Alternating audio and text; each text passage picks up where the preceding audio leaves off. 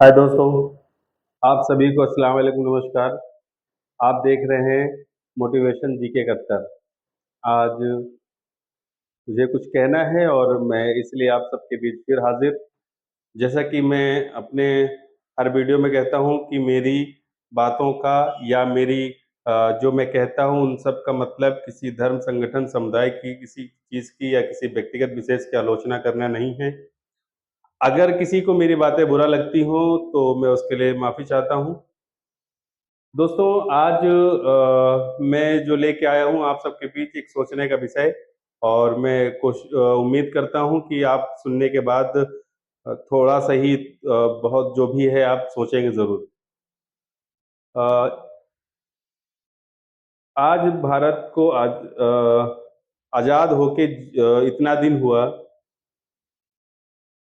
जब देश आज़ाद हुआ था तो देश के पहले शिक्षा मंत्री, एजुकेशन मिनिस्टर मौलाना अबुल कलाम आज़ाद थे और उन्होंने शिक्षा को ऊंचाइयों तक ले जाने के लिए उन्होंने अपना जीवन में अपना अथक प्रयास किया और आज जो प्राथमिक शिक्षा जो हम सबके बीच है, जो निःशुल्क प्राथमिक शिक्षा हम सबके बीच चल रही है, ये उन्हीं की देन है। लेकिन मेरा आप सबसे कहना है, मेरे टॉपिक नहीं है कि क्या किया किसने क्या नहीं किया। मेरा टॉपिक ये है कि जो एक मुस्लिम समाज है हमारा, जो इस्लाम धर्म को फॉलो करने वाले लोग हैं, आज आजाद भारत में इतने दिन होने के बाद भी आज आधुनिक शिक्षा से दूर क्यों? क्या आधुनिक शिक्षा से मुसलमानों की दूरी ये सरकार की विफलता को दर्शाता है? क्या सरकार की वजह से ये जो शिक्षा से मुसलमानों की जो आधुनिक शिक्षा से दूरी बनी ये इसका कारण है? या मुसलमानों की सोच या उनकी किसी और दशा या इकोनॉमिकल जो कंडीशन है वो भी एक कारण मैं मानता हूँ। मेरा कहने का मतलब है मैं आज जो आया हूँ आप सबके बीच, वो चाहे मुस्लिम हो, दलित हो या भारत के किसी भी जाति, धर्म या किसी भी कैटेगरी से बिलॉन्ग करते हों।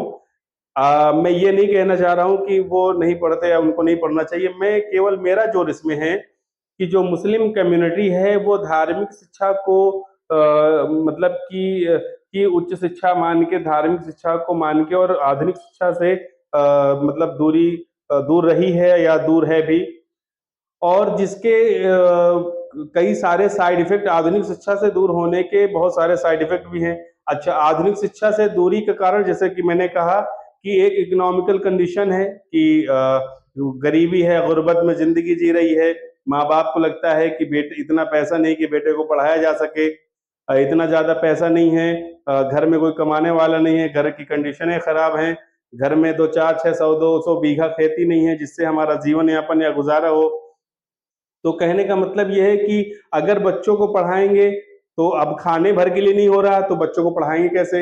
अच्छा, जो बच्चे चलो प्राथमिक शिक्षा निःशुल्क है जैसे कि मैंने कहा, लेकिन प्राथमिक शिक्षा के बाद भी आती है तो प्राथमिक शिक्षा के ऊपर की जो जूनियर लेवल की, हाई स्कूल लेवल की, इंटर लेवल की या फिर ग्रेजुएशन लेवल की शिक्षा में पैसे के अभाव से खैर जो भी है एजुकेशन नहीं मिल पा रही। मेरा कहने का मतलब ये है कि मैं आप सबसे अपील करना चाहता हूँ, मेरी आप सबसे गुज़ारिश है कि वो आप किसी भी कैटेगरी से बिलॉन्ग करते हैं। मैंने तो मुस्लिम समाज के लिए पहले कहा कि ये एजुकेशन से इनका जो आज देश में जो आधुनिक शिक्षा का स्तर दिन पर दिन गिरता जा रहा है, बहुत भयावह स्थिति है और इसमें मुसलमानों को और सरकार को साथ-साथ और भी बहुत सारे लोगों को सोचना चाहिए क्योंकि देश का विकास तभी होगा जब यहाँ पे रहने वाले सारे लोगों को का चौतरफा विकास होगा, सारे लोग एक साथ बढ़ेंगे तभी हमारा देश बढ़ेगा। मैं ये कहना चाहता हूँ कि अ, लोग अगर बच्चों को अच्छा लोगों की एक सोच ये भी है कि बच्चे को नौकरी नहीं मिलनी तो पढ़ाए क्यों? तो मैंने तो नौकरी के लिए नहीं पढ़ा। मैंने ना नौकरी के लिए पढ़ा और मैं आपसे एक बात बता दूं कि मैं अपनी आने वाली नस्लों को भी नौकरी के लिए नहीं पढ़ाऊंगा। सरकार एक सीमित सीटों तक, सरकार एक सीमित जगहों तक, सरकार के पास एक सीमित एक दायरा है, एक एरिया है, उस दायरे तक, उस लेवल तक एक वैकेंसी उस तक भर सकती है। पूरे देश को प्रत्येक घर में 4 बच्चे, 2 बच्चे, 3 बच्चे, 1 बच्चे प्रत्येक घर में नौकरियां नहीं दी जा सकती। कहने का तात्पर्य यह है कि और अच्छा एक चीज और, इस्लाम में भी नौकरियों का बढ़ावा नहीं दिया गया है, और हमारे नबी जनाब मोहम्मद रसूलुल्लाह सल्लल्लाहु अलैहि वसल्लम जिसके उम्मत में हम जिंदगी गुजार रहे हैं, उन्होंने भी अपने जिंदगी में तिजारत करी है, बिजनेस करा है। तो मुझे लगता है कि अगर आप लेकिन आप नौकरी सॉरी बिजनेस करने के लिए भी आपको योग्यता चाहिए। आप ये नहीं सोच सकते हो कि अगर जब हमको नौकरी नहीं करनी है तो फिर हमको योग्यता क्या जरूरत है। आज की डेट में आपकी योग्यता आपको बराबरी का हक दिलाती है। जैसा कि मैंने कहा, मैं आपसे गुजारिश करना चाहता हूं, मैं आपसे कहना चाहता हूं, प्लीज मेरी बातों को समझिए।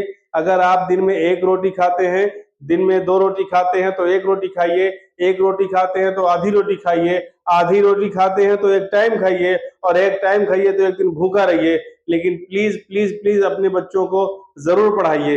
और एक चीज और है, मैं जानता हूं इकोनॉमिकल कंडीशन नहीं ठीक होने की वजह से बच्चों को आधुनिक शिक्षा या उच्च शिक्षा नहीं प्राप्त हो पाती, लेकिन मैं कह रहा हूं कि जितना परिश्रम आपको करना है, जितना स्ट्रगल आपको करना है, आपने जो 30 साल 25 साल 40 साल का जो स्ट्रगल करा है, अगर मैं कह रहा हूं केवल आप उतना स्ट्रगल और कर लीजिए, बच्चे को आप बेहतर एजुकेशन दिला दीजिए, अच्छी एजुकेशन दिला दीजिए, उसको योग्य बना दीजिए। मैं कह रहा हूं आने वाला कल आपका बहुत सुकून भरा होगा। आपका बेटा जब योग्य बन जाएगा, आपका बेटा जब वेल एजुकेटेड हो जाएगा, फिर आपकी सारी समस्याएं सॉल्व हो जाएंगी इंशाल्लाह। लेकिन मैं ये कह रहा हूं कि अगर आप बच्चे को आप अगर अपने बच्चे को एजुकेशन नहीं बनाते। अच्छा एक चीज और है, बच्चे को एजुकेशन न दे पाना और बच्चे को आधुनिक शिक्षा से वंचित रखना, मतलब उसका मतलब जो उसका सर्वगीण विकास है, जो उसका चौतरफा विकास है, उससे रोक देना। अगर बच्चा एजुकेशन, अच्छा एक चीज और, मैं अभी एक चीज इसको रोकता हूं।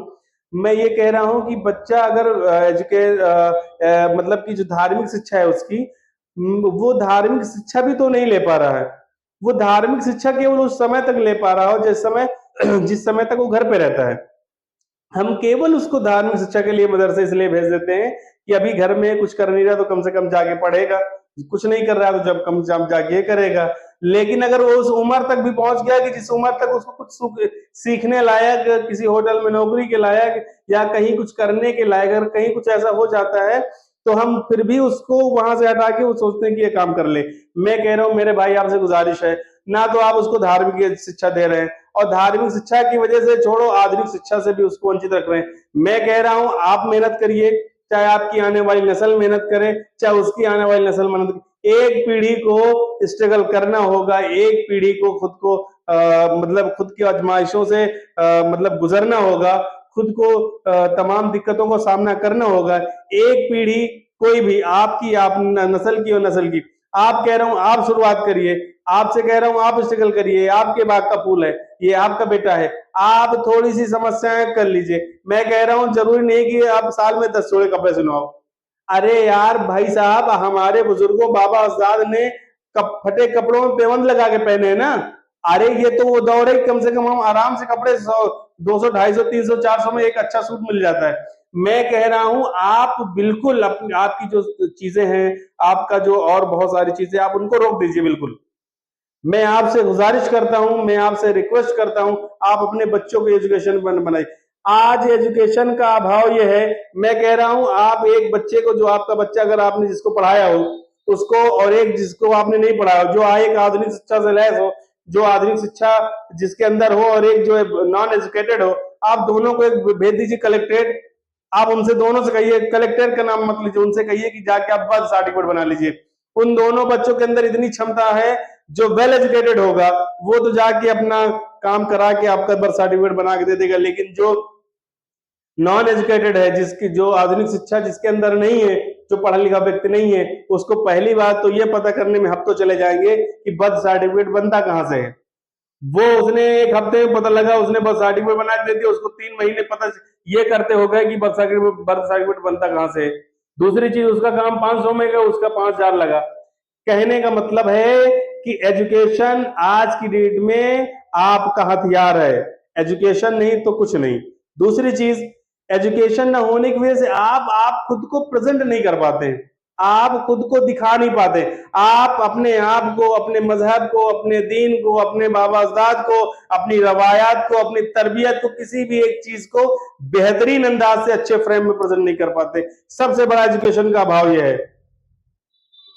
मैं कहता हूं अपनी नान खटाई को, मैं कहता हूं अपनी अफलातूनों को कुछ दिन के लिए तर्क करिए। आप खुद को भूखे रख लीजिए अगर भूखे रखना है तो। अगर आपको नहीं है आपके पास तो मत खाइए कुछ दिन। मैं कह रहा हूं आप शिक्षा पे जोर दीजिए, आप एजुकेशन, अपने बच्चे को एजुकेशन बनाइए ताकि वो समाज में साथ आके और बढ़ चढ़ के हिस्सा ले। एजुकेशन नौकरी के लिए नहीं, एजुकेशन योग्यता के लिए ली जाती है। एजुकेशन का नौकरी से दूर दूर तक कहीं नहीं लेने देना। मैं उन तमाम लोगों से, मैं उन तमाम भारतवासियों से, मैं तमाम 125 करोड़ हिंदुस्तानियों से मेरी गुजारिश है, आप जो अपने बच्चों को पढ़ाते हैं ना, इससे ये सोच के पढ़ाते हैं कि आपका बेटा कल कोई गवर्नमेंट सर्वेंट बनेगा। मैं कह रहा हूं आप बच्चे को आप इसलिए क्यों नहीं पढ़ाते कि आपका बेटा इतना योग्य बन जाए कि कल सैकड़ों घरों में चूल्हा जलाए, सैकड़ों परिवारों को नौकरी देने का, सैकड़ों परिवारों को चलाने का आधार बने। आप इसलिए क्यों नहीं पढ़ाते हैं? भारत सरकार, कोई भी सरकार किस हद तक किस किस को नौकरी दे सकती है? पॉसिबल नहीं है ये। मैं कह रहा हूं एजुकेशन केवल योग्यता के लिए होनी चाहिए। आप 1 करोड़, एक बच्चे को 1 करोड़ दे दीजिए कमा के, अगर आपका बच्चा योग्य नहीं, आपके मरने से पहले 1 करोड़ खर्चा करके दिखा देगा। मैं कह रहा हूं आप अपने बच्चे को योग्य बना दीजिए, 5,000 रुपए दे दीजिए, आपके मरने से पहले 1 करोड़ लाके दे देगा। ये अंतर है एजुकेशन नॉन एजुकेशन में। भाई वो नॉन एजुकेशन की वजह से आप खुद को प्रेजेंट नहीं कर पा रहा, खुद के मजहब को प्रेजेंट नहीं कर पा रहा है। आप कैसी बातें करते हैं? अगर आपने एजुकेशन, अपने बच्चों को आपने पढ़ाया लिखा नहीं, अपने बच्चों को आपने अच्छा एजुकेशन नहीं दिया है, आप ये समझ लीजिए उसके हाथ पैर आपने काट दिए, आप अपने बच्चे के सबसे बड़े दुश्मन हैं। एजुकेशन के ना होने की वजह से वो खुद को प्रेजेंट नहीं कर सकता है, खुद के खिलाफ, खुद के मजहब के खिलाफ, खुद के दीन के खिलाफ, खुद के परिवार के खिलाफ, या खुद के खिलाफ फैली कुरीतियां, रूमर या अफवाहों के खिलाफ अच्छे तरीके से जवाब नहीं दे सकता है, खुद को प्रेजेंट नहीं कर सकता है। मेरी आपसे गुजारिश है, जैसा कि मैं कहता हूं, फिर कह रहा हूं, आप भूखे रहिए, कपड़े में पाबंद लगा के पहनिए, लेकिन आप अपनी जनरेशन को एजुकेटेड बनाइए। मेरी आपसे गुजारिश है, अगर कुछ कर सकते हैं अपनी नस्लों के लिए, अगर कुछ कर सकते हैं, अगर आप वेल एजुकेटेड नहीं बना पाते, या मान लीजिए आपका जीवन सफल नहीं है, जो जीवन जीने के लिए जो सबसे बड़ा हथियार था आपने अपने बच्चों को नहीं दिया है, आप अपने बच्चे के सर्वप्रथम दुश्मन हैं। इसलिए मेरी आपसे गुजारिश है कि मैं दिल से रिक्वेस्ट कर रहा हूं आपसे, मेरे दिल से गुजारिश है, मेरी हाथ जोड़ गुजारिश है, आप कम खाइए, आप कम खाइए। और एक चीज और, जो मतलब कि सरकार तो खैर अभियान चलाती रहती है, लेकिन सरकार को भी चाहिए कि पॉजिटिव वे मिले। और इसके बाद जो संगठन के जो अपने अपने जो वो बड़े बुजुर्ग होते हैं, मैं उनसे भी गुजारिश करता हूं कि वो भी इस चीज को तंबी करें। और मेरी भी यही गुजारिश है कि आप अपने बच्चों को आधुनिक शिक्षा से लैस करें, आप उनको एजुकेटेड बनाइए, वेल एजुकेटेड बनाइए, आप उनको योग्य बनाइए, और इसका रिजल्ट आप मरने से पहले देखेंगे। आप सभी से मेरी यही गुजारिश थी। और जब